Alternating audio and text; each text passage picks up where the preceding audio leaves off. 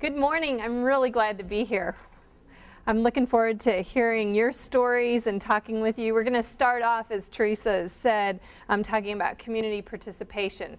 And we actually get to start with an activity almost right away. But I won't make you jump around too much. So what we're going to talk about in this next little section is 3 objectives. We want you to be able to define a community and the different types of communities that all of you may work with. We want to have you be able to explain how to involve community representatives in the research process. What are the different ways that we can involve community members in this process? And to specifically identify some particular roles that community representatives should play in the research process. So, several different benefits for having communities participate in the process. And we're going to dig in some more of this. There's a few more activities, a few more things we're going to discuss. Thank you for sharing those. Really good. So this, one way to look at the research process is a little puzzle piece. And it has 3 sides to it so that it creates a shape and it takes a form where these 3 pieces are coming together, and it can be a more complete research process. One of the pieces is the community, the groups that we just talked about. Their representatives, their voice, their opinions, their participation in the research process is an essential piece in this community-based research approach. Another puzzle piece is the research staff. The persons who are looking to partner with the community, the various investigators, the research staff, and in this particular model they also include the sponsor, the funder.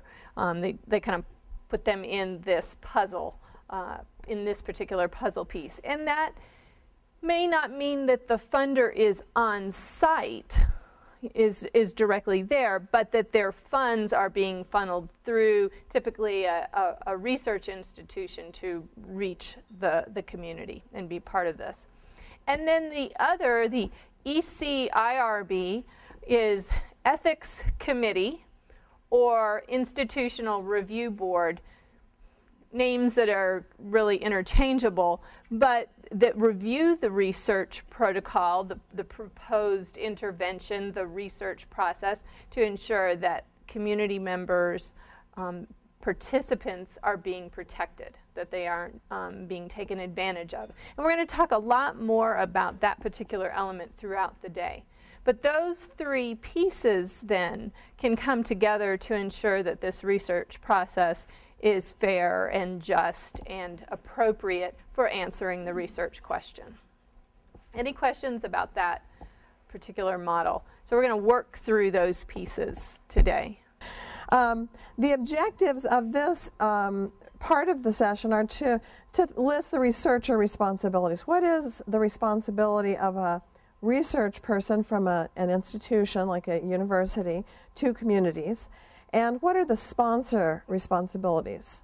So, first of all, what are the responsibilities of the researcher? Well, and this may come as a surprise to a lot of people, because I think people, and probably some researchers, think that their first responsibility is to the research. Their responsibility is to find out new things and to do quality research and to publish. And those are things that we want to do. But frankly, our first responsibility is not to our research. Our first responsibility is to our human participants. So we cannot do things like we used to that are harmful to human participants. And this, we're going to talk about the history of this later in the afternoon, but this comes out of some really bad stuff that happened. Bad things happened. Tuskegee happened. Nuremberg happened. So bad things happened to people, and finally we got together and said, probably we need to stop doing this. This is not good. We're hurting people. Now, did we find out important stuff? Yes, we did. Some of the most egregious research ever we found some really important stuff. So, you know, there's always that tension between, you know, how important is the stuff we're going to find out, you know. And so in medical research, we still do some things that can be pretty harmful to people. We use drugs. I was talking yesterday to the group, and I said the first time I read a protocol and an informed consent for a cancer drug, I said, does anybody agree to participate in this study? Because I would run screaming from the room if I read this, you know. It sounds really scary. Yes, people do participate in those trials because they want to find a cure for whatever they have. They want to help other people. And so there are reasons why people choose to participate. So we still do scary things, but we have to be very careful about how we do them. We have to be careful that our participants understand how scary it is and are willing to participate. And institutional review boards will be very careful about what they approve. Our responsibility is also to use the best scientific methods possible. And that means that we want to have quality in our research, because from a human subject standpoint and from a community standpoint, if we do research and we don't do it very well, and we cause the community to be involved in something that we're not doing very well, and we don't get very good results, then we've wasted their time and their involvement. And we don't want to do that. We want to really use good methods. And so the recommendation is that researchers have not only their human subjects protocols reviewed, but that they find a group that will review their scientific work to make sure that they're doing things in the best way possible. Now, of course, we have to obtain appropriate informed consent, and that's what's happened since the 70s. Not only are there things we can't do, but for everything that we do, almost everything if it's research, we need to have a consent form. People need to know what the research is about.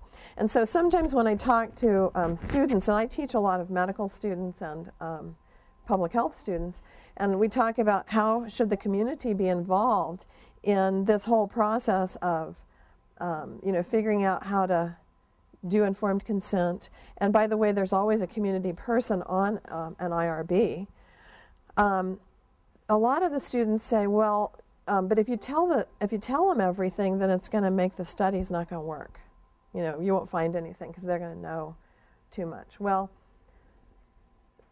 you know, as a researcher, sometimes I agree with that. Sometimes I feel that way. But as a person who's also a subject in a couple of studies, and I am a continuing subject in the nurses study. I've been in that study for 20 years. Got my 20-year certificate. Woohoo! They have been researching me for 20 years. I can see that, you know, I really do want to know what they're doing. What are they doing with this information? Why do they need to know this? And so with the exception of certain kinds of studies, we cannot deceive people. We tell them, you know, this, for instance, this is a drug study. This drug, you know, might be better than the other one. We aren't going to tell you which one you get. We're going to randomly assign you. You're going to get one or the other. We won't even know. You know, so we really explain the whole research process. The only time that we cannot explain the whole research process is in particular cases where, and this happens mostly in research where we're working with drug and alcohol issues, or where we're working with certain psychological issues that we're interested in. We can not tell the participant exactly what is going on. But once the research is over, we have to tell them why we did it. Responsibility to participants doesn't end the day we collect the last piece of data. we also need to follow up, and we need to let them know what we found. And we need to, and we talked about this yesterday, and our feet got put to the fire by somebody from a community organization. If we develop an intervention and it works, then we better let them use it. We better have it available for the community to use and put into action. Anyway, so we want to also ensure appropriate review and approval and supervision by an ethics committee and a community representative group.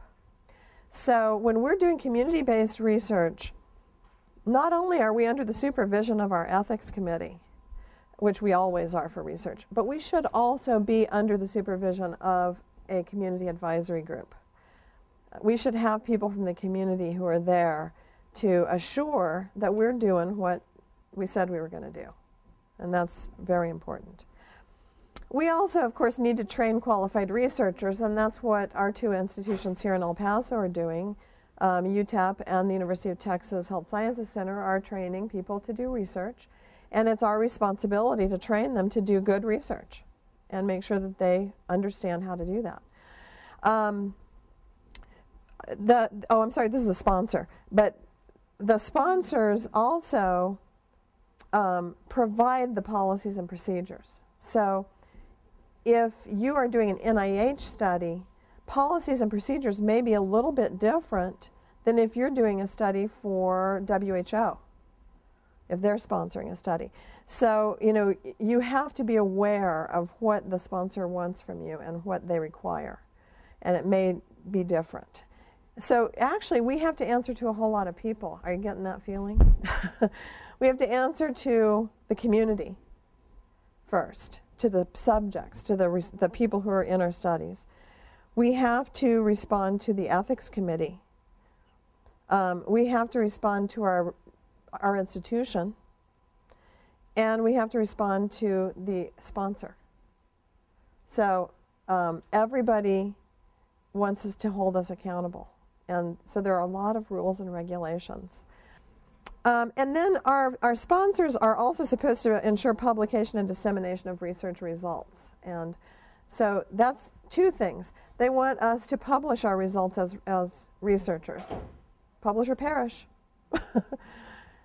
But they also want us to find ways to disseminate the research results to the communities in a way that they understand.